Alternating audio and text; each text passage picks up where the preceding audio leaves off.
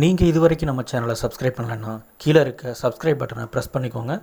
அப்படியே பக்கத்தில் இருக்க பெல் ஐக்கானையும் கிளிக் பண்ணிக்கோங்க. அப்போ தான் நம்மளோட வீடியோஸ் எல்லாமே உங்களுக்கு உடனே அப்டேட் ஆகும். வாங்க இன்றைக்கி வீடியோக்குள்ளே போகலாம். ஹலோ ஃப்ரெண்ட்ஸ், இன்றைக்கி நம்ம பாசிப்பருப்பு சாம்பார் எப்படி வைக்கிறது அப்படிங்கிறத பற்றி பார்க்க போகிறோம். அதுக்கு தேவையான பொருட்கள் என்னென்னு ஃபஸ்ட்டு பார்த்துடலாம். ஒரு டம்ளர் நான் பாசிப்பருப்பு எடுத்துருக்கிறேன். அது கூட ஒரு 3 சின்ன வெங்காயத்தை போட்டு வேக வைக்க போகிறேன். எதுக்காக அப்படின்னு கேட்டிங்க அப்படின்னா, வெங்காயம் போட்டு வேக வச்சோம்னா சீக்கிரம் சாம்பார் கெட்டு போகாது. அதுக்காக மட்டும்தான் அந்த 3 வெங்காயம். அடுத்து பார்த்திங்க அப்படின்னா, பெரிய வெங்காயம் ஒரு 2 வெங்காயத்தை எடுத்து சின்னதாக கட் பண்ணி வச்சுக்கோங்க. ஒரு 4 பூண்டு பல் உரித்து வச்சுக்கோங்க. ஒரு 3 பச்சை மிளகாய் நீட்டமாக கட் பண்ணி வச்சுக்கோங்க காரத்துக்காக. அடுத்து பார்த்திங்கன்னா, நான் காய் என்கிட்ட ஒரு 3 காய் இருந்ததுனால போட்டிருக்கேன்.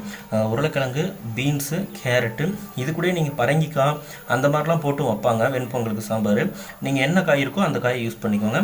அடுத்து பார்த்திங்கன்னா, எண்ணெய், உப்பு, கடுகு, ஜீரகம், தக்காளி இது நாட்டு தக்காளி, அதனால் ஒரு 2-3 தக்காளி எடுத்து நான் இது பண்ணி வச்சுருக்கேன். போட்டு ஹைப்ரிட்டாக இருந்தால் உங்களுக்கு தேவையான அளவுக்கு போட்டுக்கோங்க. தாளிக்கிறதுக்கு பார்த்திங்கன்னா கருவேப்பிலை, கொத்தமல்லி. அடுத்து பார்த்திங்கன்னா, இது கரம் மசாலா, மல்லித்தூள், மிளகாய்த்தூள், மஞ்சள் தூள் எல்லாத்துலேயுமே இது மட்டும் 1 டீஸ்பூனு, மற்றெல்லாம் ஒரு அரை டீஸ்பூன் எடுத்துருக்கிறேன். வாங்க இப்போ ஃபஸ்ட்டு பாசிப்பருப்பு இருக்குது பார்த்திங்களா, இந்த பாசிப்பருப்பு நல்ல கொலையை வச்சு ஃபஸ்ட்டு எடுத்துக்குவோம். கொலையை வேக வச்சு எடுத்துக்குவோம்.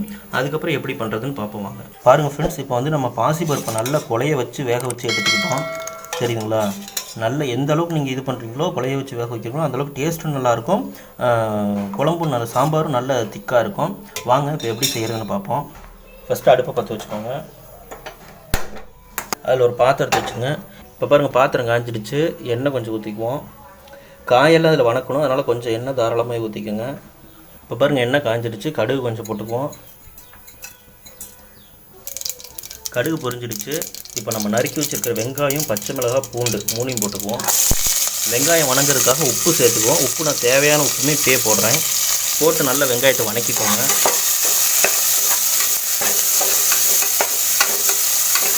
இப்போ பாருங்கள், வெங்காயம் மிளகாயெல்லாம் நல்லா அருமையாக வணங்கிடுச்சு. இப்போ நம்ம நறுக்கி வச்சுருக்க காயை போட்டுக்கலாம்.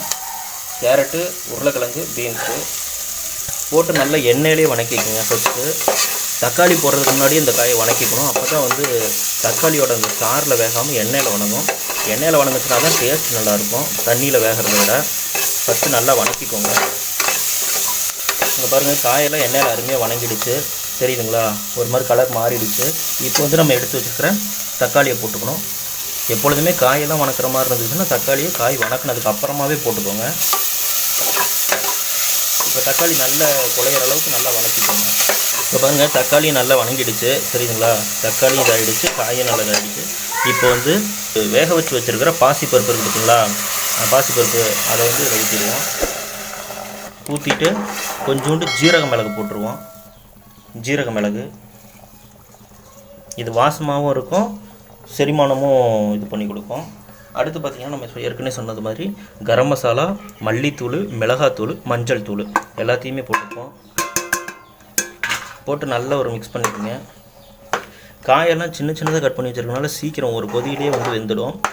இந்த சாம்பாருக்கு காயெல்லாம் ரொம்ப பெருசாக கட் பண்ணிடாதீங்க. நம்ம வழக்கமான சாம்பாருக்கு போடுற மாதிரியோ அல்லது குழம்புக்கு போடுற மாதிரியோ. பாருங்கள், நல்ல இப்போயே பாருங்கள், ஒரு மாதிரி கொதிக்கவே இல்லை, நல்லா திக்காகவும் ஒரு மாதிரி கலர்ஃபுல்லாகவும் இருக்குது. பாருங்கள், நல்ல ஒரு கொதிக்கட்டும், அப்போ தான் காய் வேகும். வெந்ததுக்கப்புறம் எப்படி இருக்குன்னு எடுத்து பார்ப்போம். இப்போ பாருங்கள், நல்லா கொதிச்சு காயெல்லாம் வெந்துடுச்சு. நான் குக்கரில் வச்சேன், ஆனால் மூடி வச்சு விசில் விடலை. ஏன்னா அது காயெல்லாம் ரொம்ப சின்னதாக இருக்கிறதுனால நான் அப்படியே சும்மா ஒரு கொதி விட்டோம்னாலே வெந்துக்கும் அப்படின்னு சொல்லிட்டு அப்படியே வேக வச்சுட்டேன். நீங்கள் மூடி வச்சு வேணால் 1 விசிலோ 2 விசிலோ விட்டிங்க அப்படின்னா போதும். ரொம்ப விட்டிங்கன்னா காயெல்லாம் குழஞ்சி போயிடும். இப்போ ரெடி ஆகிடுச்சு. இப்போ நம்ம எடுத்து வச்சுருக்கிற கருவேப்பிலையும் கொத்தமல்லியும் அதில் போட்டுக்குவோம். இப்போ நம்மளுக்கு பாசிப்பருப்பு சாம்பார் ரெடி ஆகிடுச்சு.